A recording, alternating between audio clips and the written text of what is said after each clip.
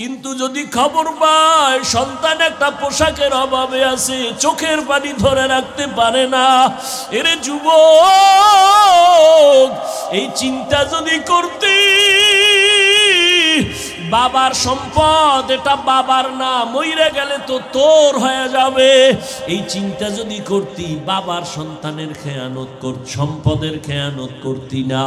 আম্মা জানেরা যদি ভাবতেন স্বামী যদি মরিয়া যায় এই সম্পদ তো আমার হয়ে যাবে, এই চিন্তা যদি মা করতেন, কোনো মা স্বামীর মাল খেয়ানত করত না। আর যেই স্বামীর কামাই রুজিতে সন্তানেরা খেয়ানত করে, যেই স্ত্রী খেয়ানত করে, ওই কামাই রুজিতে কোনোদিন বরকত হবে না। কোটি টাকা কামাই করলেও দেখবে অভাব আর অভাব। ও সন্তান, বাবার সম্পদের গনিমত মনে কইরা হেফাজত করো। ও পর্দার আড়ালের আম্মা জান, স্বামীর মাল আপনার নিজের মাল মনে করে আপনি হেফাজত করেন। আর স্বামীরে যদি নামাজ পড়ে পড়ে দোয়া করতেন, আল্লাহ আমার স্বামী কত কষ্ট করে কামাই রুজি করে, তুমি তার হায়াত বাঁচাও, হেফাজত করো, মুসিবত থেকে হেফাজতে ঘরে আনো, কামাই রুজি করে ঘরে আনতো। আর আপনি যদি স্বামীরে নামাজের দাওয়াত দিতেন আর বলতেন, স্বামী আমি আমার মা বাবার মায়া ত্যাগ করে তোমার ঘরে আসছি, কষ্ট করে আসি, না খাইয়া থাকলেও আসি, খাইয়া থাকলেও আসি, তবে আমার জীবনের একটা দাবি, কোনোদিন হারাম মাল কামাই করবা না, হারাম টাকা ঘরে আনবা না, হারাম খাইয়া নিজেদের রক্ত নাপাক করব না, সন্তানের রক্ত নাপাক করতে দিব না। যদি মা স্বামীদের বুঝাইতেন, কোনো স্বামী হারাম মাল ঘরে নেওয়ার সাহস পেত না। আর একটা কথা জেনে রাখবেন, সন্তানের যেই মা বাবায় হারাম খাওয়াইয়া বড় বানাবে, ওই সন্তান কোনোদিন মা বাবার খেদমত করবে না। এখনো সময় আছে আম্মা জান, আপনার সন্তানকে আদর্শ ডাক্তার বানান, আদর্শ ইঞ্জিনিয়ার বানান, আদর্শ প্রফেসর বানান। আপনার সন্তানের আচরণে যেন আলেম ওলামারা খুশি হয়ে দোয়া করে, শিক্ষক খুশি হয়ে দোয়া করে। এই জমিনে এক মিনিটে একটা ঘটনা শুনাই, আপনারা হয়তো অনেকে জানেন। জমিনের একজন আল্লাহর ওলি মদিনাতুল মুনাওয়ারা থেকে ভারতের জমিনে আসছেন কালেমার দাওয়াত নিয়া। খাজা মঈনুদ্দিন চিশতি আজমিরি রহমাতুল্লাহি আলাইহি মানুষের দ্বারে দ্বারে গিয়ে দাওয়াত দেয়। এক পর্যায়ে লক্ষ লক্ষ লক্ষ লক্ষ বিধর্মী খাজা মঈনুদ্দিন চিশতি আজমিরির হাতে মুসলমান হয়ে গেল। আজমিরি রহমাতুল্লাহ আলাইহি বাসায় গেলেন, মায়ের সামনে খুব আনন্দ হাসি। আম্মা জান জিগা, এই মঈনুদ্দিন এত আনন্দ কেন? মঈনুদ্দিন বলে, মা বহু বিধর্মী আমার হাতে কালেমা পড়েছে। মা ডাক দিয়ে কয়, রে মঈনুদ্দিন এগুলো তোমার বাহাদুরি না, আমি মায়ের অবদান। খাজা মঈনুদ্দিন চিশতি আজমিরি কয়, মা তোমার অবদান কি? মা ডাক দিয়ে কয়, বাবা চোখের পানি সেরে সেরে কান্না করে বলে, মঈনুদ্দিন আমার গর্বে যেদিন তুই আসছ, আল্লাহর জাতের কসম আমি মা ঘুমাইতাম না, রাতের গভীরে সিজদায় পড়ে কান্না করতাম আর দোয়া করতাম, হে মালিক আমার গর্বের সন্তান তুমি তোমার খাস ওলি বানাইয়া পাঠাইও। আমি মা এমন একটা রাত নাই যে কান্না করে দোয়া করি নাই। ও মঈনুদ্দিন তুই যখন দুনিয়াতে আসছো, আমি মা তোরে যতদিন দুধ পান করাইছি, আল্লাহর কসম এক ফোঁটা দুধও আমি মা তোর মুখে বিনা অজুতে দেই নাই, আমি অজু ছাড়া তোরে দুধ পান করাই নাই। ও পর্দার আড়ালের মা, এরাও তো মা, আপনারাও তো মা। মনে কি চায় না একটা ভালো সন্তানের মা হইয়া কবরে যাবেন? আপনার সন্তানের আদর্শের কারণে মানুষ কলিজা ভরে দোয়া করবে, আপনার জন্য দোয়া করবে। এখনো সময় আছে, তওবা করেন। যেই রহমতের নবীর চেহারা এত সুন্দর, এক নজর রহমতের নবীর চেহারা দিয়ে তাকাইলে পেটের ক্ষুধা থাকে না। কেমন মায়ার নবী আমার, যেই রহমতের নবীর চেহারার দিকে মোহাব্বতের নজরে তাকাইলে জাহান্নামের আগুন বন্ধ হয়ে যায়। কেমন মায়ার নবী পাইছো, চট্টগ্রামের মুসলমান এখনো সেই নবীরে চিনলা না। আমার মায়ার নবী এক নজর দেখলে কলিজা ঠান্ডা হয়, কিন্তু কেমন বেঈমান কপাল ভরা, 13 বছর দেখলো, বয়ান শুনলো, কালেমা পড়লো না। এক টানা নবীরে দেখলো, 13 বছর বয়ান শুনলো, কালেমা আসলো না কপালে। এত বড় নিকৃষ্ট বেঈমানের নাম জানেননি? কে? গরবা সুরত আদমি ইনসাবুদে আহমদবু জাহলো হামেক সাবুদে আদমিয়ত লাহমো শাহমো পুশতেনিস আদমিয়ত জুজরে যায় দোস্তেনিস। আবু জাহাল 13 বছর দেখলো, কালেমা পড়ে নাই। অন্যদিকে 27 বছরের এক যুবক তরবারি নিয়ে দৌড়ায় আমার নবীকে জবাই করবে। কয় বছরের যুবক? 27 বছরের যুবক তরবারি নিয়ে দৌড়ায় আমার নবীরে জবাই করার জন্য। মায়ার নবীরে দেখা মাত্র তরবারি ফালায়, বলেন ইয়া রাসূলুল্লাহ, বেয়াদবি মাফ করে দেন, কালেমার রশি আমার গলায় লাগায় দেন। মায়ার নবী ওই যুবকের হাত ধরে বলে, আমার হাতে হাত লাগাও। রহমতের নবীর হাতের ছোঁয়া লাগছে তো ইমানের পাওয়ার বেড়ে গেছে। তরবারি নিয়ে দাঁড়াইয়া হাতিমে কাবায় কয়, ও মক্কার বেঈমানেরা সামনে আয়, মুহাম্মদের বিরুদ্ধে কথা বলবি, আমি ওমর যথেষ্ট, কেউরে দরকার হবে না। এমন পাওয়ার আল্লাহ দান করেছেন, ওমর যেই রাস্তা দিয়া চলে শয়তান ওই রাস্তায় চলতে ভয় পায়। নিগাহে মুমিন সে তু বদল জাতি হে তকদীর, निगाह मुमिन से तू बदल जाती है तकदीर। ये बंदा की कुव्वत नहीं कुदरत का इशारा, ये बंदा की कुव्वत नहीं कुदरत का इशारा। ऐ मर्द खिरद तर्क मासी की ज़रूरत, ऐ मर्द खिरद तर्क मासी की ज़रूरत। अब सोहबत सालेह की सवा कोई नहीं चारा, अब सोहबत सालेह की सवा कोई नहीं चारा। मरदूद है पीछे हमें खबर नहीं, लेकिन मरदूद है पीछे हमें खबर नहीं, लेकिन एक वक्त में हालाक जो अमाल है सारा, एक वक्त में हालाक जो अमाल है सारा। वला तमूतुन्ना इल्ला व अंतुम मुस्लिमून, এবং তোমরা কেউ মৃত্যুবরণ করিও না মুসলমান না হওয়া পর্যন্ত। নবীজি বলেন, আলা কুল্লুকুম রাইন, সাবধান হে উম্মত, তোমরা প্রত্যেকেই দায়িত্বশীল। অকুল্লুকুম মাসউলুন আন রাইয়াতিহি, প্রত্যেক দায়িত্বশীলকে আল্লাহর দরবারে জবাবদিহিতার জন্য দাঁড়াতে হবে। নবীজির কথা শুনে সাহাবায়ে কেরামদের মধ্য থেকে কেউ বললেন, হে আল্লাহর রাসূল, কে দায়িত্বশীল কার উপর? নবীজি বিস্তারিত বললেন, অধীনস্থদের যিনি কর্তা হবেন ওই কর্তা অধীনস্থদের জন্য দায়িত্বশীল। যেমন প্রত্যেক সন্তান পিতামাতার অধীন, মা বাবা সন্তানের দায়িত্বশীল। প্রত্যেক স্ত্রী স্বামীর অধীন, প্রত্যেক স্বামী স্ত্রীর দায়িত্বশীল। ছাত্র শিক্ষকের অধীন, শিক্ষক ছাত্রদের জন্য দায়িত্বশীল। মসজিদের মুসল্লিয়ানে কেরাম ইমাম ও খতিবের অধীন প্রত্যেক ইমাম ও খতিব মুসল্লিদের দায়িত্বশীল। প্রত্যেক ইমাম খতিব মুসল্লিদের দায়িত্বশীল।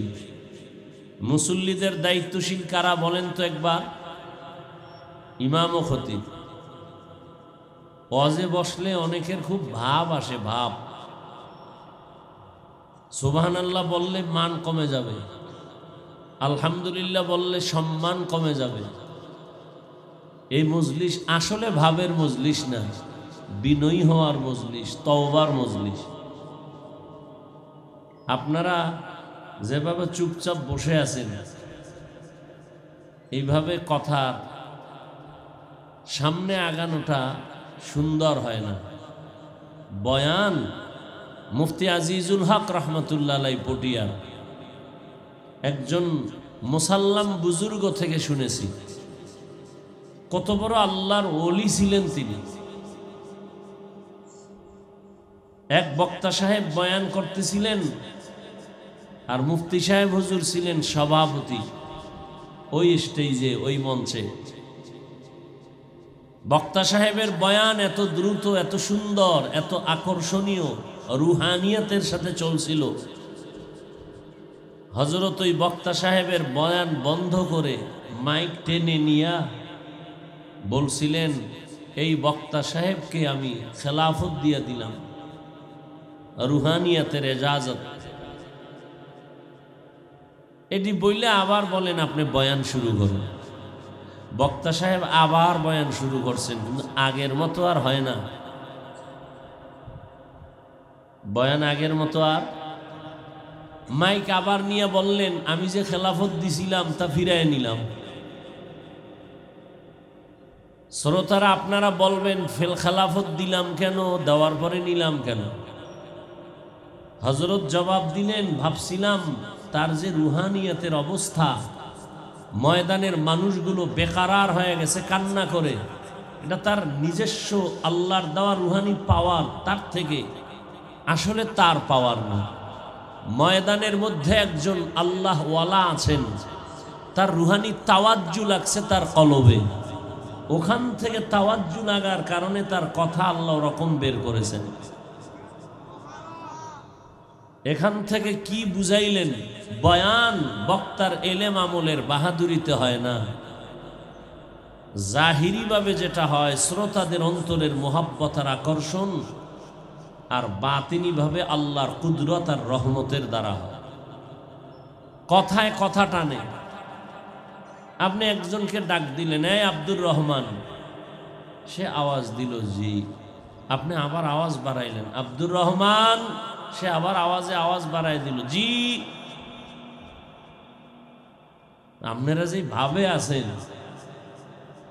এই ভাবে বয়ান করা অনেক কষ্ট।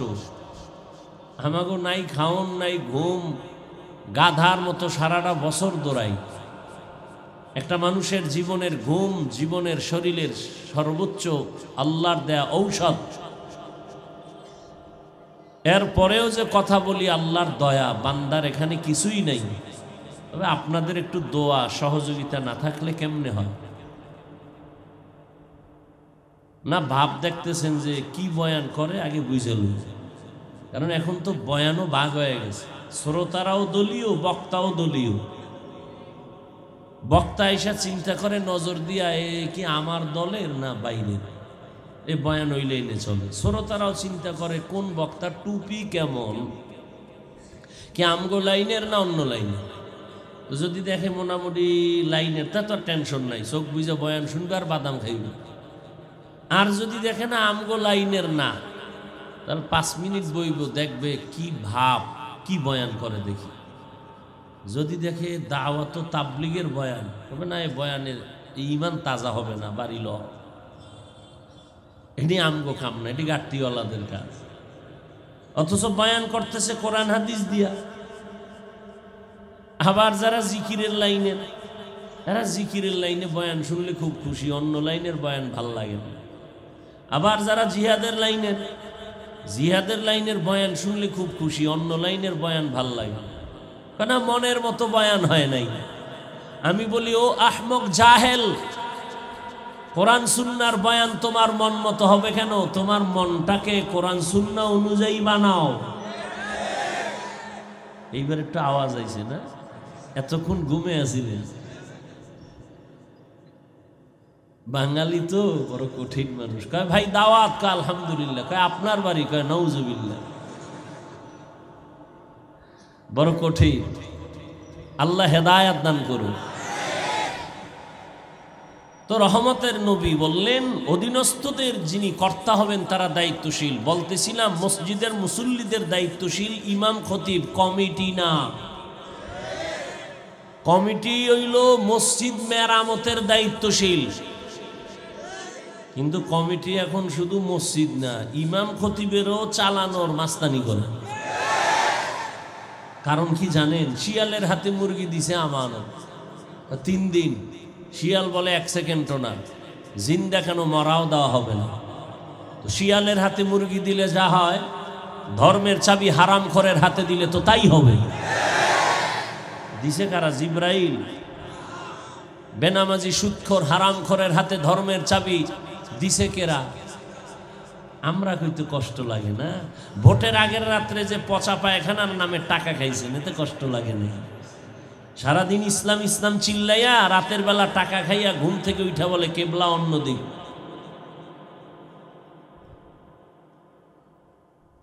এই জন্যই তো এ জাতি হারামখোর হলে এর নেতাও হারামখোর হবে। সমাজের মানুষ যদি সুদখোর হয় তাদের নেতাও সুদখোর হবে। সমাজের মানুষ যদি হালাল ভাবে চলে এর নেতাও হালাল ভাবে চলবে। আপনারা তো দোষ দেন চেয়ারম্যান হারাম খায় কেন? চেয়ারম্যান আগে হারাম খায় নাই, আপনি ভোটের আগের রাত্রে চেয়ারম্যানেরটা খাইছেন। খাইয়া চেয়ারম্যানের ফকির বানানোর একটা বুদ্ধি লইছেন। চেয়ারম্যান কত দিব? কয় বাড়ি ব্যাস, বাড়ি বিক্রি করে দিবি। আমার উপায় কি? কয় চেয়ারে বই আমগোটা খাবি। চেয়ারম্যান চিন্তা করলো তাহলে আর টেনশন নাই, এখন আমারটা খাওয়াই, পরে জনগণেরটা আমি খাবো। তাহলে কি বলে, চেয়ারম্যান আগে হারাম খাইছে না জনগণ খাইয়া চেয়ারম্যানের শিখাইছে? আমালুকুম উম্মালুকুম। জনগণ যেই হালাত, যেই মেজাজ, যেই চরিত্রের, নেতাও সে চরিত্রের হবে। আল্লাহ হেদায়াত দান করুন।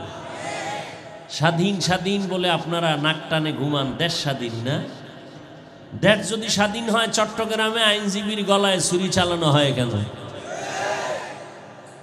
যদি স্বাধীন হয় ঢাকার শহরে মেয়েরা নারীরা কেন সাংবাদিক সম্মেলন করে বলে আমাদের দেহ ব্যবসার অধিকার ফেরত চাই? মুসলমান তো স্বাধীন বলে ওই দিন চিৎকার দিবে যেদিন ইসলামের স্বাধীন হবে। মুসলমান তো স্বাধীন বলে ওদিন আরামে ঘুমাবে যেদিন এদেশের উলামায়ে কেরাম সিনা টান করে বয়ান করবেন, কোনো হারামখোর থেকে অনুমতি নিতে হবে না। মুসলমান তো স্বাধীন বলে চিৎকার দিয়ে ঘুমাবেন ওদিন এদেশের মসজিদ আর মাদ্রাসার কমিটিতে বেনামাজি থাকবে না যেদিন। কিসের স্বাধীন? জুলুম চলতেছে সব জায়গায়, চান্দাবাজার ধান্দাবাজের সরগরম। আর উলামায়ে কেরামে জাতির চরম বন্ধু, এদের মতো প্রিয় পিওর নির্ভেজাল নিঃস্বার্থ বন্ধু আর কেউ নাই, সব চান্দাবাজ আর ধান্দাবাজ। এই জাতিকে নিয়ে উলামায়ে কেরাম যেই ভাবনাটা ভাবেন, এই ভাবনা কেউ ভাবে না। আল্লাহর জাতের কসম কেউ ভাবে না। বলবেন তারা কি করে? তারা নিজের চেয়ার নিয়ে ভাবে, দল নিয়ে ভাবে, ক্ষমতা নিয়ে ভাবে। উলামায়ে কেরাম নিজের নিয়ে ভাবে না। ইমামতি থাকলে থাক, না থাকলে নাই, বয়ান হলে হোক না হলে নাই, জালিম থেকে জাতিকে বাঁচাতে হবে। এজন্য ছাত্র জনতার বৈষম্য বিরোধী আন্দোলনে সফলতার চাঁদ উঠে নাই ততক্ষণ, উলামায়ে কেরাম ছাত্র নিয়ে মাঠে নামে নাই যতক্ষণ। তারা কি ক্ষমতার জন্য নামছিলেন? বলছে আমাকে উপদেষ্টা বানাও। কে উপদেষ্টা, কে কি হবে জানার দরকার নাই, তবে রেড সিগন্যাল আলেমরা দিয়ে রাখছেন, জুলুম হলে আবার আন্দোলন হবে। মুসলমানের আন্দোলন একবার নয়, বারবার। মুসলমান জীবন একবার দেয় না, বারবার দেয়। অতএব এই উলামায়ে কেরামে জাতির কলিজার বন্ধু, আর তুমি যার পেছনে ঘুরে দাড়ি কাটছো, নামাজ ছাড়ছো, এ তোমার বন্ধু না, বরং এমন স্বার্থপর, যদি স্বার্থে আঘাত লাগে দল থেকে নাম কাটবে না, কল্লা কেটে ফেলবে। আল্লাহ হেদায়াত দান করুন। তাহলে মসজিদের ইমাম খতিব মুসল্লিদের দায়িত্বশীল, আর কমিটি কিসের দায়িত্বশীল? মসজিদের দায়িত্বশীল, মুসল্লিদেরও না, ইমাম খতিবেরও না। কিন্তু সমস্যা এরপরও কম না বেশি? কারণ ওই যে শিয়ালের হাতে মুরগি। আল্লাহ হেদায়াত দান করুন। একটা ওয়ার্ডের মেম্বার ওয়ার্ডের মানুষের দায়িত্বশীল, চেয়ারম্যান ইউনিয়নবাসীর দায়িত্বশীল, সরকার গোটা দেশবাসীর দায়িত্বশীল, ওলামায়ে কেরাম গোটা উম্মতের দায়িত্বশীল। আর একজন সাহাবী বললেন, ইয়া রাসূলুল্লাহ, আমার কেউ নাই, আমি একা, আমি কারো অধীনেও নাই, আমার অধীনেও কেউ নাই, আমার দায়িত্ব কি? নবী বললেন, আপনি আপনার অঙ্গ প্রত্যঙ্গের দায়িত্বশীল। আল্লাহ দুটো হাত দিছেন, দুটো চোখ দিছেন, দুটো কান দিছেন, এমনে দেন না, এগুলোর ডিউটি আছে আলাদা। কিয়ামতের দিন আল্লাহ এগুলোরও হিসাব নেবেন। অনেক বান্দাকে জিজ্ঞাসা করা হবে, চোখের হক, জবানের হক, কানের হক আদায় করেছো? মাইরের ভয়ে অনেকে মিথ্যার আশ্রয় নিয়ে বলবে হ্যাঁ করেছে। আল্লাহ তো জানবেন এই মিথ্যা বলতেছে। আল্লাহ জিহ্বা বন্ধ করে হাতকে বলবেন কথা বলবেন। اليوم نختم على أفواههم وتكلمنا أيديهم وتشهد أرجلهم بما كانوا يكسبون दस्त गोयाद दीदा आम लब गोयाद मंचुनी बोसीदा आम चश्म गोयाद चीदा आम गमजा हाराम गोश गोयाद चीदा आम समरुल कलाम। কিয়ামতের ময়দানে আল্লাহ বলবেন, হাত কথা বলো। আপনাদের হাত কি কথা বলতে পারে? বলতে পারে? কিয়ামতের দিন পারবেনি। এখান থেকে একটা আকীদা আজীবন মনে রাখবেন। দুনিয়াটা তো বিশেষ করে আমাদের বাংলাদেশটা ভেজাল আর ভেজাল, বিশেষ করে ধর্ম নিয়ে ভেজাল বেশি। কারণ হুজুরও বেশি, ভেজালও বেশি, খুব ভেজাল। কি ভেজাল? হাত কথা বলতে পারে না, এটাই সত্য, এটাই কি বাস্তব। আমরা যেটা নজরে দেখি হাত কথা বলতে পারে না, এটাই সত্য, এটাই বাস্তব। তবে মুমিনের আকীদা থাকতে হবে, যেটা দুনিয়ার মানুষ বলে অসম্ভব, হবে না। সারা দুনিয়ার মানুষ বলে, বিবেক বলে এটা অসম্ভব। মুমিনের আকীদা থাকতে হবে, এটা আমার আল্লাহর কুদরতে সম্ভব। মরা গাছে কথা বলতে পারে না। আল্লাহ যদি কুদরতের ক্ষমতা দেন, পারে না? পারে না? পারে। এই কথাটা যদি অন্তরে থাকে, তাহলে আউলিয়ায়ে কেরামদের কারামতকে আর অস্বীকার করার সুযোগ থাকবে না। হাত কথা বলবে। তোমারে যে ডিউটি করার জন্য হাত বানিয়েছিলাম, ওই ডিউটি করা হয়েছিল কিনা? হাত বলবে হয় নাই। হাতের দ্বারা মানুষের কল্যাণে ব্যয় করবে, মা বাবার কল্যাণে হাত ব্যয় করবে, কাজে লাগাবে, নেক আমলে হাতকে কাজে লাগাবে। কোরআন শরীফ ধরে ধরে ধরে ধরে আঙ্গুল টেনে টেনে কোরআন পড়বে। বান্দা এই হাতটাকে আলেমের বিরুদ্ধে ফেসবুকে ব্যবহার করেছে। আল্লাহ বলবেন, চোখ, তোমাকে যে ডিউটি করার জন্য দিয়েছি, সেই ডিউটি পালন হয়েছে কিনা? বলবে না। এই চোখ আল্লাহ দিয়েছেন মা বাবারে দেখবা সওয়াব, এই চক্ষু দিয়া উলামায়ে কেরাম দেখবা সওয়াব, এই চক্ষু দিয়া আল্লাহর ঘর বাইতুল্লাহ দিয়ে তাকায় থাকবা সওয়াব, এই চোখ দিয়া বান্দা তুমি কোরআন তাকায় তাকায় দেখবা পড়বা সওয়াব। চোখ বলবে, হে মালিক, কোনদিন মা বাবারে মোহাব্বতের নজরে দেখে নাই, আলেম দেখে নাই, কাবা দেখে নাই, কোরআনও দেখে নাই, দরওয়াজা জানালা বন্ধ করে সারা রাত মোবাইলটা সামনে নিয়া কবিরা গুনাহ দেখে দেখে রাত কাটিয়েছে। সারা রাত মাইয়া বলা বউয়ের হক আদায় না করতে পারলো, মোবাইলের হক আদায় যথেষ্ট। এক সূরায় কয়, যদি আল্লাহ উসিলায় মাফ করে।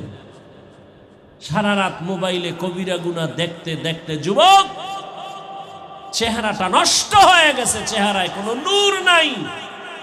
শুধু কি তাই, এরে আমার কলিজার যুবক, তোমার কল্যাণের জন্য বলি, বেয়াদবি নিবা না, মনে কষ্ট নিও না। আজকে এই মোবাইলটাকে কেন্দ্র করে একটু খেয়াল করে দেখো, এই মোবাইল শুধু তোমার চেহারার নূর নিয়েছে তা না, এই মোবাইল তোমার কিডনিটাকে ড্যামেজ করে দিতেছে, খবর নাই। আজকে বাসায় যায় গুগলে সার্চ দিবা, টাচ মোবাইলে অঙ্গের কি কি ক্ষতি হয়, চিকিৎসা বিজ্ঞানীরা সব ডিটেলস ওখানে লিখে রাখছেন। এই মোবাইলের দিকে তাকানোর কারণে, ব্যবহারের কারণে ব্রেন দুর্বল, হার্ট দুর্বল, কিডনি দুর্বল, কানের শক্তি দুর্বল, চোখের পাওয়ার যাইতেছে, বুকে ব্যথা বেড়ে যাইতেছে। এই একটা মোবাইলের কারণে কত সন্তান মা বাবার সাথে বেয়াদবি করে, মা বাবার টাকা পর্যন্ত চুরি করে। এই এক মোবাইলের কারণে কত ছাত্র শিক্ষকের সাথে বেয়াদবি করে। এই মোবাইলকে কেন্দ্র করে সন্তান মা বাবার বিরুদ্ধাচরণ করে, আলেমের সাথে বেয়াদবি করে। এই মোবাইলের কারণে টাকা টাকা টাকা কইরা মা বাবার টাকা নেয়, না দিলে বন্ধুর পকেট কাটে, বন্ধু যদি না দেয় দোকানে চুরি করার ষড়যন্ত্র করে। এই মোবাইলের কারণে স্বামী আর স্ত্রীর মাঝখানে দেওয়াল হয়ে গেল মোবাইল, সন্তান আর মা বাবার মোহাব্বতের মাঝখানে ফাটল ধরাইল এই মোবাইল।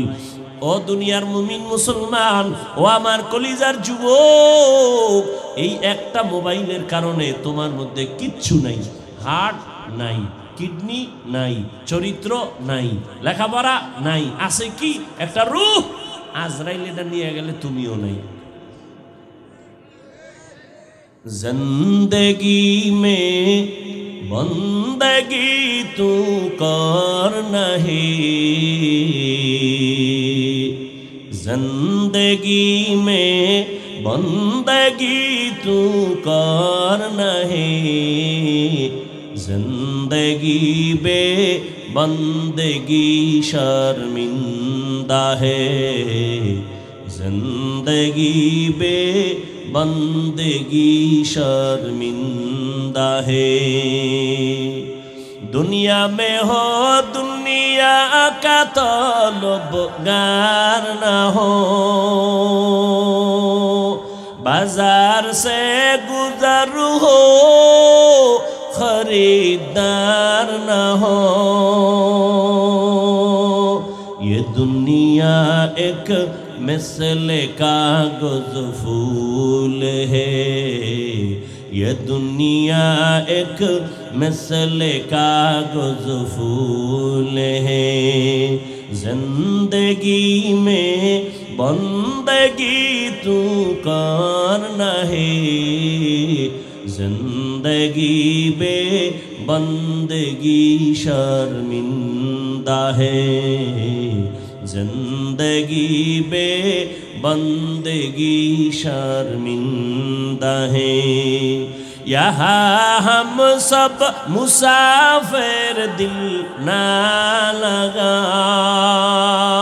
अहले दिल की नजर से रूह करता जा,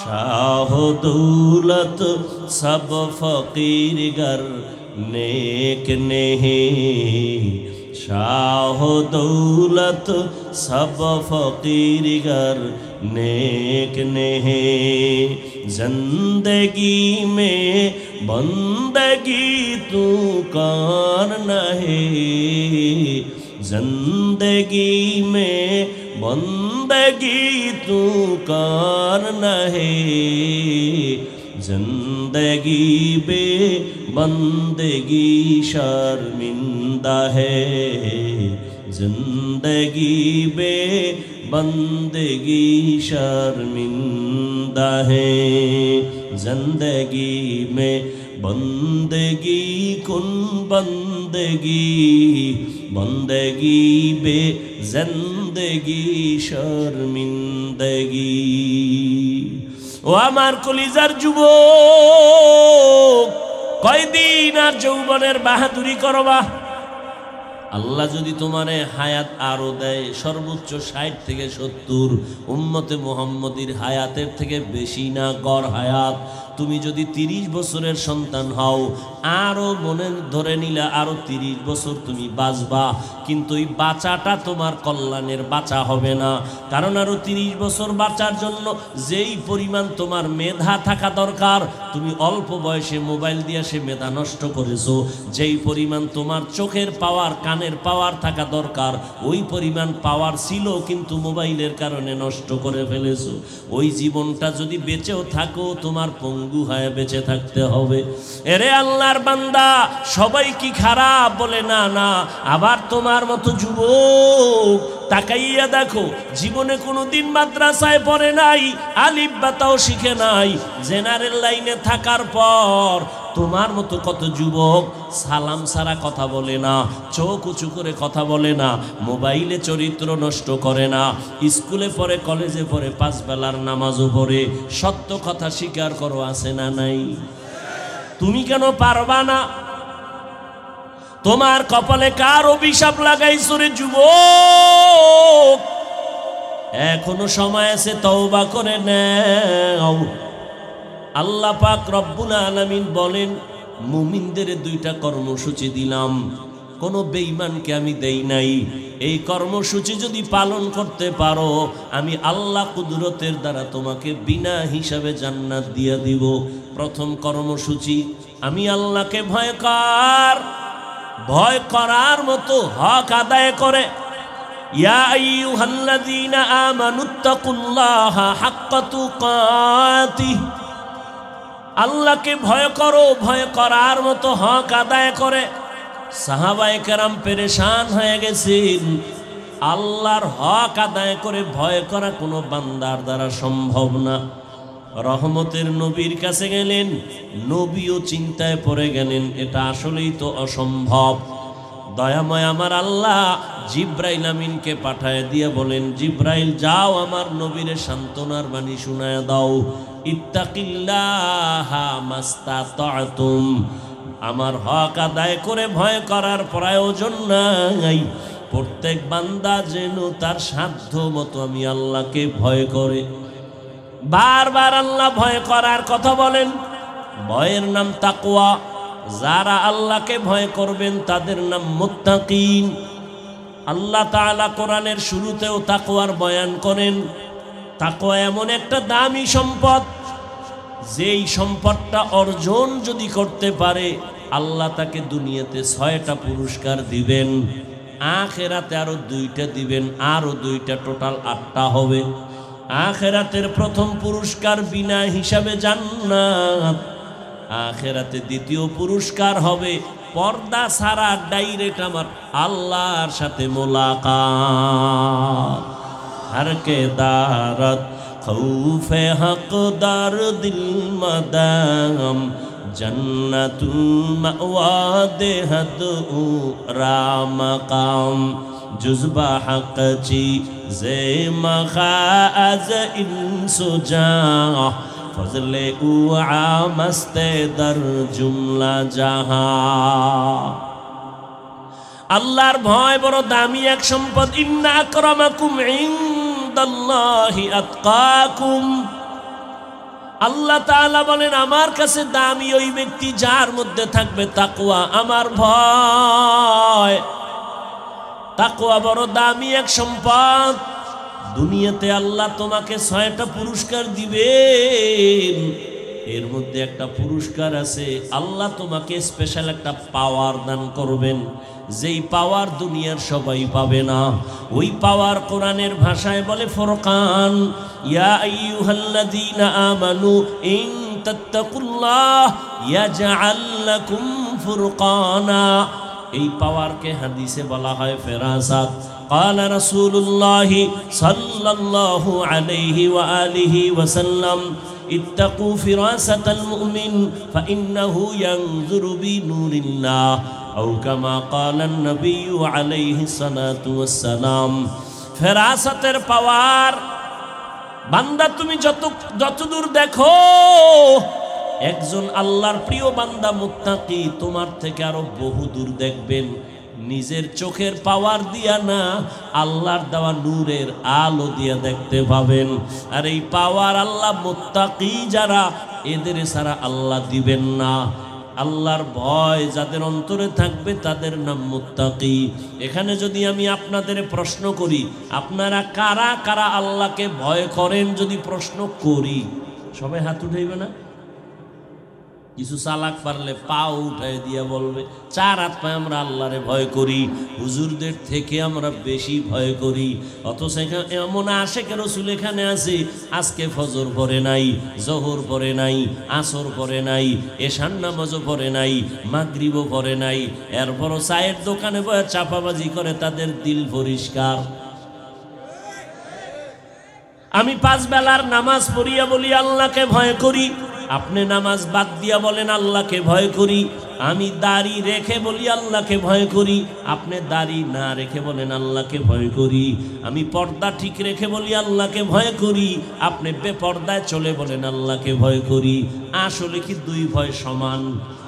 মূলত আপনি ভয় করেনই না। একজনে সাপরে ভয় পায়, সাপকে ভয় পাওয়ার মানে কি সাপ ধরবে? সাপ যেখানে থাকার সম্ভাবনা আছে ওখানেও যাবে না। মাঝে মাঝে ঘুমের মধ্যে ভয় বলে সাপ সাপ। ঠিক যারা আল্লাহর বান্দা, একটা সন্তান মা বাবাকে ভয় করে, তার প্রমাণ মা বাবার সামনে অন্যায় করে না, বেতের বাড়ির ভয়।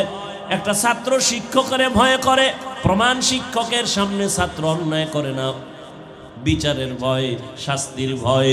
ঠিক এই জমিনে যেই বান্দা আমার আল্লাহকে ভয় করবেন, ওই বান্দা গলায় ছুরি লাগাবে, দাড়ির মধ্যে অস্ত্র লাগাবে না।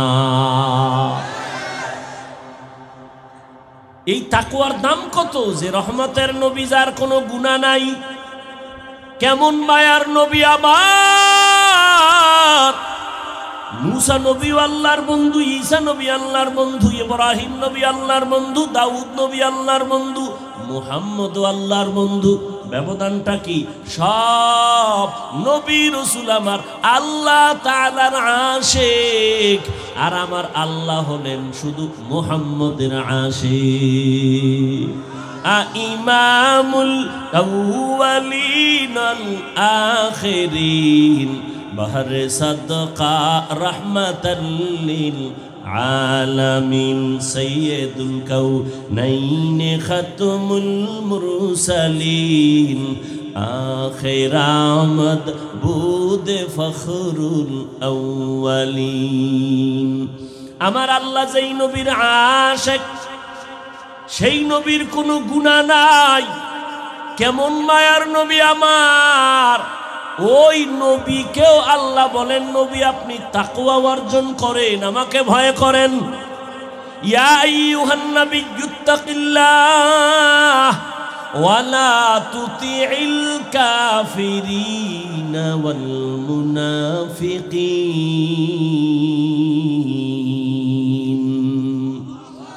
আল্লাহ বলেন, হে নবী আপনি আমাকে ভয় করেন, তাকওয়া অর্জন করেন, কাফের মুনাফিকের অনুসরণ করবেন না।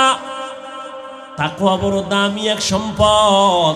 এই সম্পদটা মায়ের গর্ভ থেকে কেউ নিয়ে আসে না, অর্জন করা লাগে। কোথা থেকে তাকওয়া অর্জন করবেন? লিকুল্লি শাইইন মা'দিনুন ওয়া মা'দিনুত তাকওয়া কুলুবুন আরিফিন। ভালো ভালো জিনিস রাখার গোডাউন আছে, ফ্যাক্টরি আছে। তাকওয়ার গোডাউন হলো আল্লাহর প্রিয় বান্দাদের কলব। এদের দিকে সম্পর্ক লাগায় দাও, নজর লাগবে তো তোমার অন্তরে তাকওয়া চলে আসবে। আল্লাহর কসম করে বলি, বয়ান তো কম শুনেন না। তাবলীগওয়ালাদের বয়ান চলতেছে, পীর মাশায়েখের বয়ান, বক্তাদের বয়ান, জুমার খতিবের বয়ান। এরপরেও কেন এত মুসলমানের মাঝে ঝামেলা? আমলের খাতা এত দুর্বল কেন? এর একটাই কারণ, ওরে যতদিন পর্যন্ত তাকওয়া অন্তরে ঢুকবে না ততদিন পর্যন্ত বয়ান আমলে আসবে না। আর তাকওয়া ততক্ষণ পর্যন্ত অন্তরে ঢুকবে না যতক্ষণ পর্যন্ত এই দুনিয়ার মানুষ আল্লাহওয়ালার নেক নজর নিবে না। আহলুল্লাহদের নজরে পাওয়ার, একটা গাঞ্জাখোরের নজরে পাওয়ার আছে না? একটা দুধের বাচ্চা খুব সুন্দর, একটা বেআমলওয়ালা গাঞ্জাখোর তাকায় খায় এত সুন্দর, বাচ্চার উপরে রিয়াকশন শুরু, অসুস্থ হয়ে যাইতেছে, খানা খায় না, রুচি নেই। ডাক্তার কয় কি ব্যাপার? কয় কোনো রোগ নাই। মুরব্বীরা কয় বদনজর। আপনাদের এলাকায় কদু গাছ লাগায় না? মাঝে মাঝে দেখছেন নি জুতা টানায়? দেখছেন কেন? জুতা একটা বরকতের জিনিস, নমরুদ্দের গালে লাগছে তো একটা বরকত বেশি, জুতা টানাইলে কদুগুলোরে পোকে ধরবে না, কদু অনেক বড় হবে, এই জন্য। না বদনজর? কার বদনজর? কোনো হিসাবের না এলাকার গাঞ্জা ঘরে? গাভীর দুধ হইতেছে 20 কেজি, দেখাই খায় এত বেশি দুধ, পরের দিন থেকে 13 কেজিতে নেমেছে। নজরের পাওয়ার কত! একটা গাঞ্জাখোরের নজরে যদি পাওয়ার থাকে, একজন তাহাজ্জুদওয়ালা তাকওয়াওয়ালার নজরে কেন পাওয়ার থাকবে না? আউলিয়ারা কারে উকবা ইখতিয়ার, জাহেলারা কারে দুনিয়া ইখতিয়ার। মাইলে মোমেন সোয়ে মোমেন মিশাওয়াত, মাইলে কাফের সোয়ে কাফের মিশাওয়াত। আল্লাহওয়ালারা যদি নেক নজর লাগায় দেয়, দুনিয়ার মানুষের অন্তরের পরিবর্তন। জমিনের মধ্যে একজন বড় চিকিৎসা বিজ্ঞানী, নাম হলো আবু আলী সিনা। কি নাম? তিনি একদিন কোথাও যাইতেছেন, এক জায়গায় যাত্রা বিরতি করলেন, এক বাড়িতে ঢুকলেন, গিয়ে দেখে সেখানে আর এক কুদরতের কারিশমা, একজন হুজুর একটা রুগী শুয়ে রয়েছে বিছনায়, এরে শুধু মেসেজ করে, জার ফুক দেয়। এত বড় চিকিৎসা বিজ্ঞানিক, ডজন ডজন ডাক্তার জন্ম দিছে, এ দেখে জার ফুক দেয়। আবু আলী সিনা বয়া কয়, এই মোল্লা, এগুলো কি করো তুমি? কি হবে এতে? হুজুর কিন্তু যেমন তেমন না, দিলওয়ালা হুজুর। আল্লাহওয়ালারা কথা কম কয়, কিন্তু এমন জায়গায় কয় কলিজা পর্যন্ত ছিদ্র হয়ে যায়। আবু আলী সিনা কয়, করো কি? এই ঝাড়ফুকে কি হবে? বুজুর্গ কিছুক্ষণ শোনার পরে কয়, কি জিগাইলেন? কয় যে ঝাড়ফুক দাও, এগুলো দ্বারা কি হবে? হুজুর জবাব দিলেন, তুমি গাধা, এটা বুঝবা না।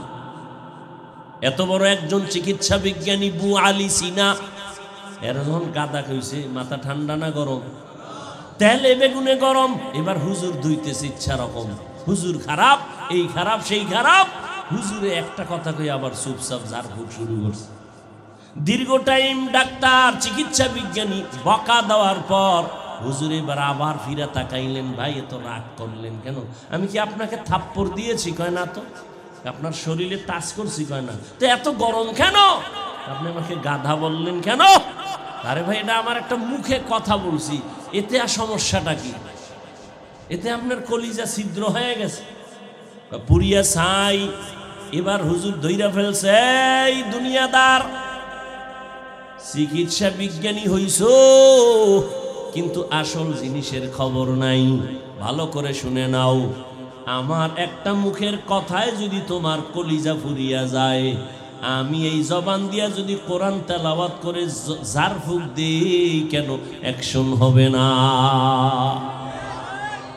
আমার একটা জবানের কথায় যদি তোমার কলিজা ঘুরে, তো জবানের তেলাওয়াতে কেন অ্যাকশন হবে না?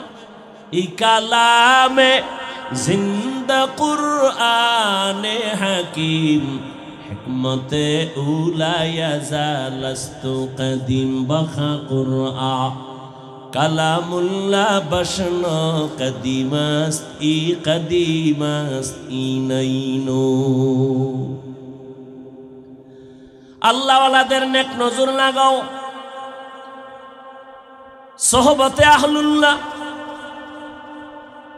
সম্পর্কের দ্বারা ভালো সম্পর্ক। গ্রামে একটা প্রবাদ এমনই তো বলে, সৎসঙ্গে স্বর্গবাস, অসৎসঙ্গে সোহবতে সালে তোরা সালে গুনাত, সোহবতে তলে তোরা তলে গুনাত।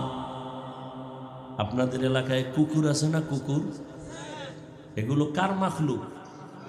সব কুকুর আল্লাহ বানাইছেন, তবে সব কুকুর এক নাকি? না, কিন্তু কুকুরের মধ্যে এমন একটা কুকুর আছে জান্নাতে যাবে, কই যাবে? কেন? বলে আসহাবে কাহাফের সাথে তার সম্পর্ক সোহবত আছে। কোরআনের ঘটনা। আপনাদের এলাকায় গরু আছে, গাভী আছে না নাই? সব আল্লাহর মাখলুক, তবে সব গাভীর দাম নাই। হ্যাঁ, একটা গাভীর বড় দাম আছে, জান্নাতে যাবে। মুসা নবীর সাথে যার সম্পর্ক, পিপিলিকা আছে আপনাদের আশেপাশে, দাম নাই। হ্যাঁ, পয়গম্বর সুলাইমান নবীর সাথে যার সম্পর্ক, ওই পিপিলিকা আল্লাহর জান্নাতে যাবে। ঠিক এই মানুষ, আমরা এখানে সবাই মানুষ, আমিও মানুষ, আপনিও মানুষ। এরে আল্লাহর বান্দা, এটা কোন থানা? রাঙ্গুনিয়া থানা। আপনাদের এলাকার একটা অপরাধী যুবকের পুলিশ নিয়ে থানায় নিয়ে আটকায় বেতের বাড়ি দেয়, কাঁদে না। আর এটা কেমন একটা মজলিস! আল্লাহওয়ালারা যখন বয়ান করে, ময়দানের মানুষগুলো চোখের পানি ছেড়ে কান্না করে। একটু চিন্তা করো, ওরে মারলো কে? থানায় নিয়ে আসামি বেতের বাড়ি দেয়, পুলিশে কাঁদে না। আর এটা তো এমন মজলিস, এমন এক বেহেশতের বাগান, বয়ান চলতেছে আর এক যুবক হাউমাউ করে কান্না করে, ওরে মারলো কে? এরে নবীর আশিক উম্মতের দল, আল্লাহওয়ালাদের নেক নজর বড় দামি সম্পদ। আল্লাহর ভয় অন্তরে জমা যতক্ষণ হবে না, ততক্ষণ পর্যন্ত আমি হাফিজুর রহমান কেন, মক্কা মদিনার ইমাম কেন, স্বয়ং রসুলেও যদি বয়ান দেয়, কপালে কালেমা জুটে না। যেই রহমতের নবীর চেহারা এত সুন্দর, এক নজর রহমতের নবীর চেহারা দিয়ে তাকাইলে পেটের ক্ষুধা থাকে না। কেমন মায়ার নবী আমার! যেই রহমতের নবীর চেহারার দিকে মোহাব্বতের নজরে তাকাইলে জাহান্নামের আগুন বন্ধ হয়ে যায়। কেমন মায়ার নবী পাইছো! চট্টগ্রামের মুসলমান এখনো সেই নবীরে চিনলা না। আমার মায়ার নবী এক নজর দেখলে কলিজা ঠান্ডা হয়, কিন্তু কেমন বেঈমান কপাল ভরা, 13 বছর দেখলো, বয়ান শুনলো, কালেমা পড়লো না। এক টানা নবীরে দেখলো, 13 বছর বয়ান শুনলো, কালেমা আসলো না কপালে। এত বড় নিকৃষ্ট বেঈমানের নাম জানেননি? কে? গরবা সুরত আদমি ইনসাবুদে আহমদবু জাহলো হামেক সাবুদে আদমিয়ত লাহমো শাহমো পুশতে নিস আদমিয়ত জুজরে যায় দোস্তে নিস। আবু জাহাল 13 বছর দেখলো, কালেমা পড়ে নাই। অন্যদিকে 27 বছরের এক যুবক তরবারি নিয়ে দৌড়ায় আমার নবীকে জবাই করবে। কয় বছরের যুবক? 27 বছরের যুবক তরবারি নিয়ে দৌড়ায় আমার নবীরে জবাই করার জন্য। মায়ার নবীরে দেখা মাত্র তরবারি ফালায়, বলেন ইয়া রাসূলুল্লাহ, বেয়াদবি মাফ করে দেন, কালেমার রশি আমার গলায় লাগায় দেন। মায়ার নবী ওই যুবকের হাত ধরে বলে, আমার হাতে হাত লাগাও। রহমতের নবীর হাতের ছোঁয়া লাগছে তো ইমানের পাওয়ার বেড়ে গেছে। তরবারি নিয়ে দাঁড়াইয়া হাতিমে কাবায় কয়, ও মক্কার বেঈমানেরা সামনে আয়, মুহাম্মদের বিরুদ্ধে কথা বলবি, আমি ওমর যথেষ্ট, কেউ রে দরকার হবে না। এমন পাওয়ার আল্লাহ দান করেছেন, ওমর যেই রাস্তা দিয়া চলে, শয়তান ওই রাস্তায় চলতে ভয় পায়। এর নাম কফাল। 13 বছর নবীরে দেখিয়াও কালেমা পড়ে না, আর 27 বছরের যুবক নবীরে মারতে গিয়েও কালেমাওয়ালা মুসলমান হয়ে গেল। আজও পর্যন্ত ওমরের নাম শুনলে মানুষের মধ্যে একটা আতঙ্ক শুরু হয়ে যায়। কে সেই ওমর? রহমতের নবী বলেন, লাউ কানা বাদি নবিয়্যুন লাকানা ওমর। আল্লাহ যদি আমার পরে আবার নতুন কোন নবী বানাইতেন, ওমর হতো আমার পরের নবী। এরে আল্লাহর বান্দা, আল্লাহর নবীর নজর, সাহাবায়ে কেরামের নজর, নজরের মধ্যে যে পাওয়ার।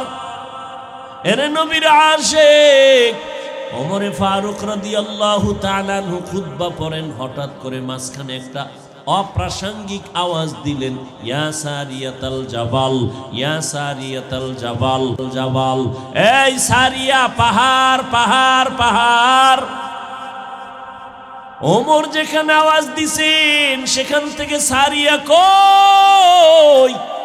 বলে 2000 কিলোমিটার দূরে সারিয়া। ইরানের মধ্যে যুদ্ধ চলতেছিল। সারিয়াকে জিজ্ঞাসা করা হলো, সারিয়া তুমি আওয়াজটা শুনছো কেমন? বলে কাছে বসে যেমন শোনা যায় তেমনই শুনছি। আল্লাহ পাওয়ার দান করেন তাকওয়ার কারণে। আর তাকওয়া অর্জন করার একমাত্র ঠিকানা কুনু মা'আস সাদিকিন। আল্লাহওয়ালাদের নেক নজর লাগাও, আউলিয়ায়ে কেরামের নেক নজর লাগাও। অথচ নেক নজর লাগাবে দূরের কথা, একদল তো চিৎকার দিয়া বলে ওলিয়া উলিয়া মানি না। আমিও চিৎকার দিয়া সারা বাংলাদেশে বলি, আল্লাহর জাতের কসম, যারা বলে আমরা ওলি মানি না, আউলিয়া মানি না, আমিও চ্যালেঞ্জ দিয়া বলেছি তারা কোরআন মানে না, বুখারী শরীফও মানে না, তারা ভণ্ড, তারা বাতেল।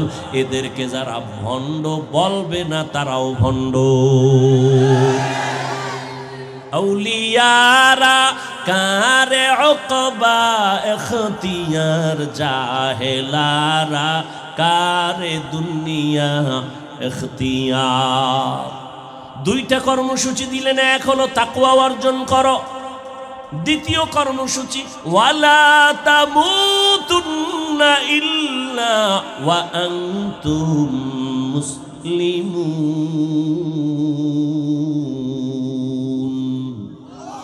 মুসলমান না হইয়া মরবি না। এক সূরায় কয় মুসলমান হব না, মরব না। আল্লাহ বলে মুসলমান না হইয়া মরবি না। তার মানে মুফাসসিরিনে কেরাম বলেন মুসলমান না হইয়া মরিও না কথার ব্যাখ্যা কি? যেহেতু মরণের সময় হাতে কোনো নির্দিষ্ট নাই, নিঃশ্বাসের নাই বিশ্বাস, অতএব মুসলমান হইতে দেরি করিও না। বড় কঠিন কথা। এখানে আমরা যারা বসে আছি সবাই মুমিন, মুসলমান না? মুসলমান। অথচ আল্লাহ পাক মুমিনকে বলেন, এই মুমিন মুসলমান হইয়া মর। কেমন যেন বোঝা যায় আমরা মুমিন হইছি, মুসলমান হতে পারি নাই। আল্লাহ আর এক আয়াতে বলেন, ইয়া আইয়ুহাল্লাযীনা আমানু দুখুলু ফিস-সিলমি কাফা ওয়ালা তাত্তাবিউ খুতুওয়াতিশ শাইতান ইন্নাহু লাকুম আদুউম মুবিন।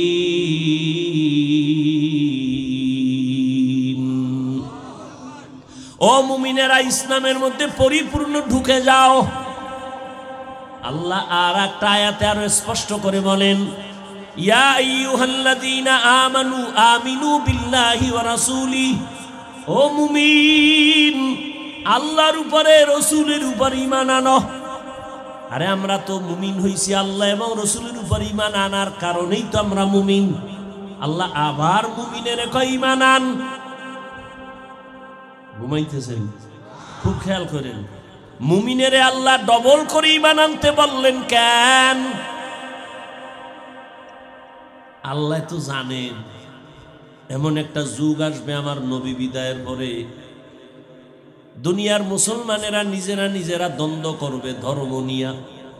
বেঈমানের লাগে দ্বন্দ্ব না কইরা করবে মুমিনে মুমিনে, শুধু শুধু হিংসার বশীভূত হইয়া তর্ক বিতর্ক করে দলে দলে ভাগ হয়ে যায়। এখানে এত মুসলমান আপনারা আছেন, আমাকে একটা কথার সাক্ষী দেন তো। আল্লাহকে সাক্ষী রেখে আমাকে একটু জবাব দিবেন। যারা বুঝেন দিবেন, পারেন না বুঝেন না চুপ থাকবেন। বাংলাদেশে দাওয়াত ও তাবলীগের দ্বারা ইসলামের কি কি ক্ষতি হয়েছে বলেন তো? সত্য কথাটা বলেন। এই আপনারা কথা বলেন না কেন? সত্য কথা বলবেন, সিনা টান করে এত টেনশন কিসে? মানেন আর না মানেন স্বীকার করেন। দাওয়াত ও তাবলীগের দ্বারা ইসলামের কি ক্ষতি হয়েছে? মুসলমানের ক্ষতি হয়েছে। নাম্বার 2, কওমি মাদ্রাসার দ্বারা এদেশে ইসলামের এবং দেশের মুসলমানের কি কি ক্ষতি হয়েছে? আচ্ছা, যারা হক পীর ভণ্ডনা, চরমনাই, নানুপুর, উজানি সহ আরো যারা আছে, এদের দ্বারা এই দেশে ইসলামের কি কি ক্ষতি হয়েছে? সবাই একমত? কি একমত? তাবলিগের দ্বারা এ দেশ, ইসলাম, মুসলমানের কোনো ক্ষতি? কওমি মাদ্রাসার দ্বারা দেশ, ইসলাম, দেশের কোনো মুসলমানের কোনো ক্ষতি? বিরোধিতা করেন কেন? কারণ কি? তাবলিগালারা কি বলে? গাঞ্জা খাও। সমস্যা কি? বরং সরকার যে কাজে ব্যর্থ, সেই কাজে উলামায়ে কেরাম সার্থক। সরকার কোটি কোটি কোটি কোটি হাজার কোটি টাকা ব্যয় করে স্কুল কলেজের ছেলে মেয়েরা লেখাপড়া করাইয়া র্যাব, আর্মি, পুলিশ বানাইয়া, পোশাক দিয়া, অস্ত্র দিয়া দিল, যাও সন্ত্রাসী বন্ধ করো, মদ বন্ধ করো, নেশা বন্ধ করো, কামিয়াব হতে পারে নাই। আর তাবলিগলারা, পীর মাশায়েখেরা, উলামায়ে কেরাম কান্না দিয়া দিয়া পাও দইরা দইরা আজকে বুঝায়, বাবারা নামাজ পড়ো, পর্দা করো, হালাল খাও, মা বাবার সাথে বেয়াদবি করিও না, উলামায়ে কেরামের নেক নজর নেও, শিক্ষকের দোয়া নিয়ে আগাও, গুনাহ ছাড়ো, নামাজ পড়ো, কারো হক নষ্ট করবা না, ভাইয়ের হক নষ্ট করিও না, বোনের হক নষ্ট করিও না, সন্তানের হক নষ্ট করিও না। এইভাবে পায়ে ধরে বুঝাইয়া বুঝাইয়া লক্ষ লক্ষ জেনারেল লাইনের মানুষগুলো আজকে দাড়িওয়ালা নামাজি, ডাকাত ছিল এখন ডাকাতি করে না, হারাম খাইতো এখন হারাম খায় না, সবার হাতে তসবি, মাথায় টুপি, আজান হলে মসজিদে দৌড়ায়। কথা ঠিক? এরপর আলেম ওলামা খারাপ, তোর 14 গোষ্ঠী খারাপ, তোর অন্তর খারাপ, তোর ইমান খারাপ।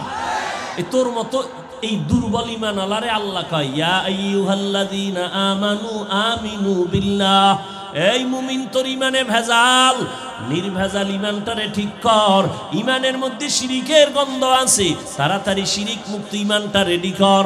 আমলের মধ্যে বেদাতির গন্ধ আছে, তাড়াতাড়ি বেদাত মুক্ত আমলকে পরিশুদ্ধ কর।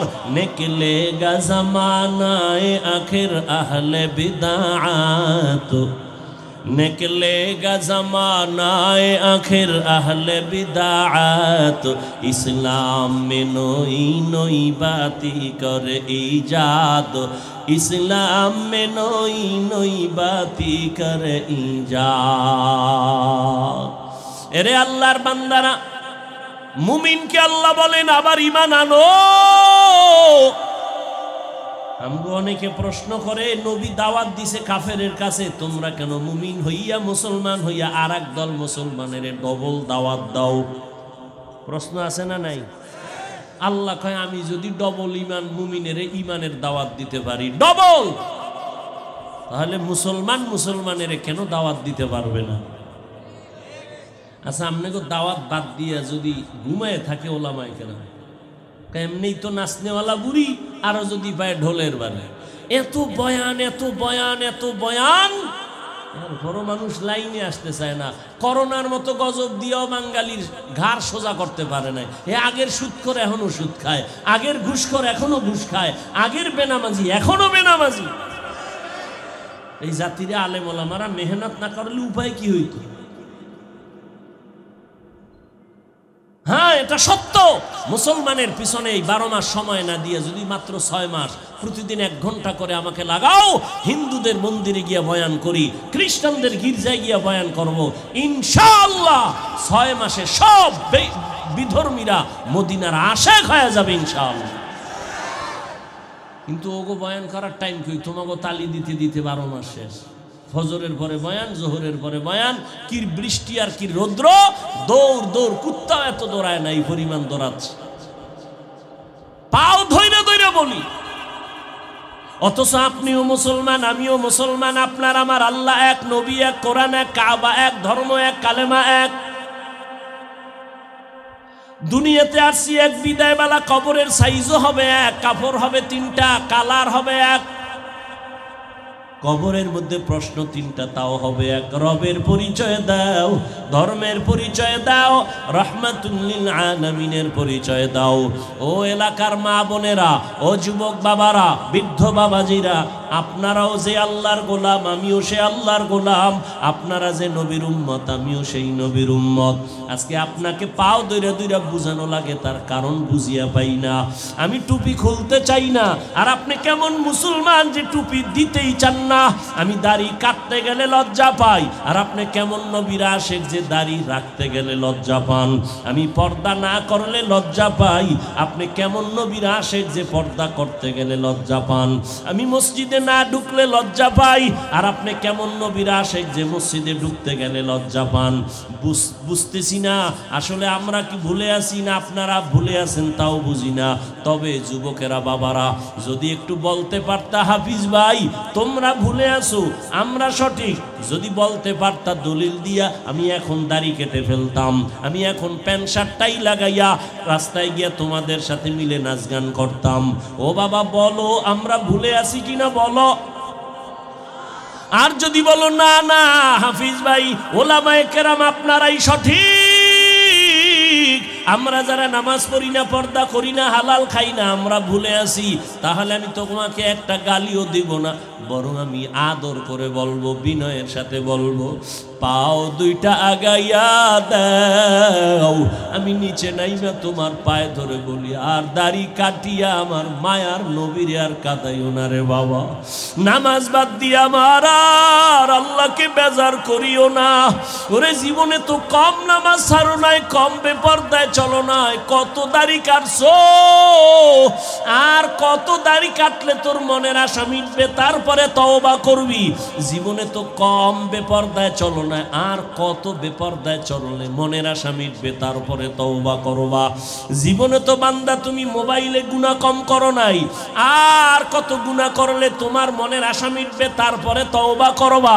জীবনে তো মাইয়ার চরিত্র কম নষ্ট করো নাই, আর কত চরিত্র নষ্ট করলে তোমার মনের আশা পূরণ হবে, তারপরে তওবা করবা।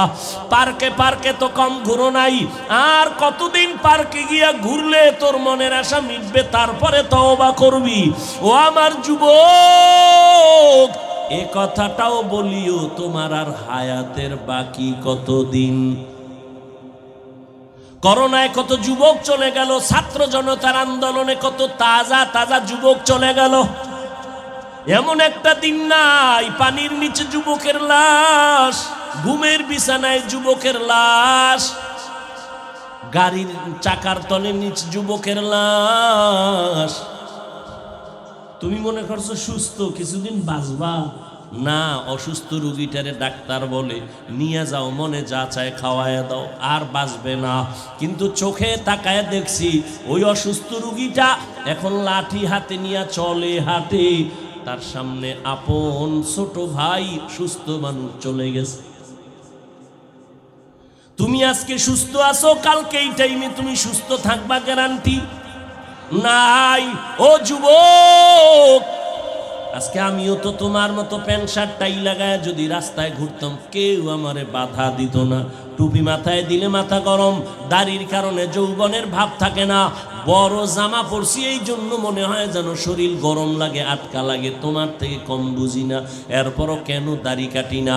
কত মানুষ আমাদের টুপিওয়ালা বলে গালি দেয়, দাড়িওয়ালা বলে গালি দেয়, কওমি মাদ্রাসায় পড়ার কারণে গালি দেয়। এত গালির পরেও কেন নামাজ ছাড়ি না? এই শীতের মধ্যে যে ফজরের সময় ঠান্ডা পানি দিয়ে ওযু বানাইয়া নামাজ পড়তে কত কষ্ট, এরপরও নামাজ ছাড়ি না। ও বাবা, তার কারণ কি? আল্লাহর কোরআন পড়লাম, রসুলের হাদিস পড়ে দেখলাম, ওরে দুনিয়ার থেকে যারা গুনাহগার হইয়া যাবে তাদের জন্য কবর হবে জাহান্নাম, আর যারা নেক আমল নিয়ে যাবে তাদের কবর হবে জান্নাতের টুকরা। এরে আল্লাহর বান্দারা, দুনিয়াতে একটা সূর্যের গরম সহ্য করতে পারি না, একটা বেতের বাড়ি সহ্য করতে পারি না, একটা মশার কামড় সইতে পারি না। গুনাহগার হইয়া যদি কবরে যাই, ওই কবরে গুনাহগারের জাহান্নামের জাহান্নামের আগুন কেমন করে সহ্য করব? ও যুবক, মনটারে শুধু একটা কথাই বুঝাও, তোমার মতো যুবক যদি জেনারেল লাইনে পড়ে, স্কুল কলেজে পড়িয়া চাকরি করে, ব্যবসা করে, র্যাব আর্মি পুলিশ বিডিআরের চাকরি করে, নামাজ ছাড়ে না, বলো তুমি কেন পারো না রে বাবা? তোমার মতো যুবক রাস্তায় গাড়ি চালায়, নামাজ ছাড়ে না, বলো তুমি কেন পারো না? তোমার মতো যুবক ওসি ডিসি এসপি উকিল ব্যারিস্টার প্রফেসর ডাক্তার নামাজি আছে না, তুমি কেন পারবা না রে বাবা? তোমার কপালে না জানি কারো অভিশাপ লাগছে। ও যুবক বাবা, আমি যে এতক্ষণ চিল্লাইয়া বয়ান করছি, একবারও কিন্তু বলি নাই আমি পাসকল্লি পড়েছি তোমরাও পড়ো, না হয় ধ্বংস। একবারও বলি নাই ভয় নাই, বলবো না আমি কওমি মাদ্রাসার সন্তান। একবারও বলি নাই কওমিতে পড়ো, আমি তাবলীগের লাইনের সন্তান, আমি পীরের মুরিদ। একবারও বলি নাই পীরের কাছে না গেলে, তাবলীগে না গেলে তুমি জাহান্নামী। আমি কি বলতে চাই বাবা শুনো, তুমি স্কুলে পড়ো আলহামদুলিল্লাহ, কলেজে পড়ো আলহামদুলিল্লাহ, চাকরি করো, ব্যবসা করো আলহামদুলিল্লাহ, তবে তুমি ডাক্তার হও, ইঞ্জিনিয়ার হও, প্রফেসর হও, ব্যবসায়ী হও, চাকরিজীবী হও, আমার জীবনের তোমার কাছে একটা দাবি সামান্য, ডাক্তার হও, ইঞ্জিনিয়ার হও, ব্যবসায়ী হও, চাকরিজীবী হও, বেয়াদব হইও না। তোমার ব্যবহারে কোনোদিন যেন মা বাবা কষ্ট না পায়, তোমার আচরণে আলেম ওলামা যেন কষ্ট না পায়, তোমার আচরণে কখনো যেন শিক্ষক কষ্ট না পায়। কারণ তুমি ডাক্তার হও আর আমি মাওলানা হই, যাই হই না কেন সফলতার জন্য 3 লাইনের দোয়া লাগবে। 3 জায়গার থেকে দোয়া, মা বাবার দোয়া ছাড়া সফলতা আসবে না, শিক্ষকের দোয়া ছাড়া লেখাপড়ার সফলতা আসবে না, আলেমের দোয়া ছাড়া চরিত্রের কল্যাণ আসবে না। অতএব মা বাবার দোয়া নেও, বেয়াদবি করিও না, শিক্ষকের দোয়া নিয়ে চলো, বেয়াদবি করিও না, ওলামায়ে কেরামের দোয়া নিয়ে আগাও, বেয়াদবি করিও না। জীবনে যা করছো এখনো তওবা করো, কয়দিন আর দুনিয়াতে বাঁচবা? গত বছর এখানে বয়ান চলছিল না, চলে নাই? এবছরও চলতেছে, ইনশাআল্লাহ আগামী বছরও চলবে। কিন্তু একটু বিবেকটাকে জিজ্ঞাসা করো, গত বছর এই ময়দানে বহু মানুষ ছিল, আজকে তারা দুনিয়াতে জিন্দাই নাই। আবার আগামী বছর বয়ান হবে, আজকে যারা আছো আগামী বছর কে এখান থেকে বিয়োগ হয়ে যাবে বলা যায় না রে বাবা। এখনো সময় আছে, তওবা করিয়া নাও। ও আমার যুবক বাবারা, ও পর্দার আড়ালের মা বোনেরা, এরে আম্মা জান, আপনাদের সন্তানদের যত বয়ান শুনাইলাম, আপনারা যদি দোয়া না করেন, চেষ্টা না করেন, এই বয়ান সন্তানের জীবনে বাস্তবায়ন করা সম্ভব হবে না। কারণ আপনারাই তো সন্তানের গাছ, সন্তান হলো আপনাদের ফল। গাছ ভালো হলেই তো ফল ভালো হবে। এই দুনিয়ায় ভালো ভালো যত সন্তান আসছে, দুনিয়ার লাইনে বলেন আর আখেরাতের লাইনে বলেন, সব মায়ের অবদানের কারণে। এসপি সাহেবের ব্যবহার ভালো, মায়ের অবদান। ডিসি সাহেবের আচরণ ভালো, মায়ের অবদান। আলেমের আচরণ ভালো, মায়ের অবদান। প্রফেসরের আচরণ ভালো, মায়ের অবদান। এরে আম্মা জান, এই কারণেই তো আপনাদের মর্যাদা। আপনারা নবী না নবীদের মায়ের মতো দামি, আপনারা সাহাবায়ে কেরামদের মায়ের মতো দামি, আপনারা আয়েশা রাদিয়াল্লাহু আনহার মতো দামি নারী, ফাতেমা রাদিয়াল্লাহু আনহার মতো দামি নারী, খাদিজা রাদিয়াল্লাহু তাআলা আনহার মতো দামি নারী, ইসমাইল নবীর মা হাজেরা আলাইহিস সালামের মতো দামি নারী, ঈসা নবীর মা মারিয়াম আলাইহিস সালামের মতো দামি নারী। এই দুনিয়ার এক দুশমন, আল্লাহর বড় দুশমন ফেরাউন, জানেননি তার স্ত্রীর নাম কি? আসিয়া। এত বড় বেঈমানের ঘরে থাইকে আমার আল্লাহর এত পেয়ারা হয়ে গেলেন। রহমতের নবী বলেন, কিয়ামতের দিন আমি মুহাম্মদের সাথে আসিয়ার সাথে বিবাহ হয়ে যাবে। এরে আম্মা জানেরা, আপনার স্বামী তো ফেরাউনের থেকে খারাপ না, আপনার স্বামী তো ভদ্র। কত কষ্ট করে দিনরাত্র শুধু সন্তান যেন আরামে থাকে, স্ত্রী যেন হাসি মুখে থাকে। কোন স্বামী নিজের জন্য কামাই রুজি করে না। সব স্বামীরা স্ত্রীর শান্তির জন্য, সন্তানের শান্তির জন্য নিজের জীবনকে বিসর্জন দেয়। নিজে না খাইয়া থাকলেও কষ্ট পায় না, যদি শুনে সন্তান খানা পায় না, এই বাবার চোখে আর ঘুম হয় না। নিজে পোশাক না পরলেও কষ্ট লাগে না, কিন্তু যদি খবর পায় সন্তান একটা পোশাকের অভাবে আছে, চোখের পানি ধরে রাখতে পারে না। এরে যুবক, এই চিন্তা যদি করতি বাবার সম্পদ এটা বাবার না, মইরা গেলে তো তোর হয়ে যাবে, এই চিন্তা যদি করতি বাবার সন্তানের খেয়ানত সম্পদের খেয়ানত করতি না। আম্মা জানেরা যদি ভাবতেন স্বামী যদি মরিয়া যায় এই সম্পদ তো আমার হয়ে যাবে, এই চিন্তা যদি মা করতেন, কোনো মা স্বামীর মাল খেয়ানত করত না। আর যেই স্বামীর কামাই রুজিতে সন্তানেরা খেয়ানত করে, যেই স্ত্রী খেয়ানত করে, ওই কামাই রুজিতে কোনো দিন বরকত হবে না। কোটি টাকা কামাই করলেও দেখবে অভাব আর অভাব। ও সন্তান, বাবার সম্পদের গনিমত মনে কইরা হেফাজত করো। ও পর্দার আড়ালের আম্মা জান, স্বামীর মাল আপনার নিজের মাল মনে করে আপনি হেফাজত করেন। আর স্বামীরে যদি নামাজ পড়ে পড়ে দোয়া করতেন, আল্লাহ আমার স্বামী কত কষ্ট করে কামাই রুজি করে, তুমি তার হায়াত বাঁচাও, হেফাজত করো, মুসিবত থেকে হেফাজতে ঘরে আনো। কামাই রুজি করে ঘরে আনতো।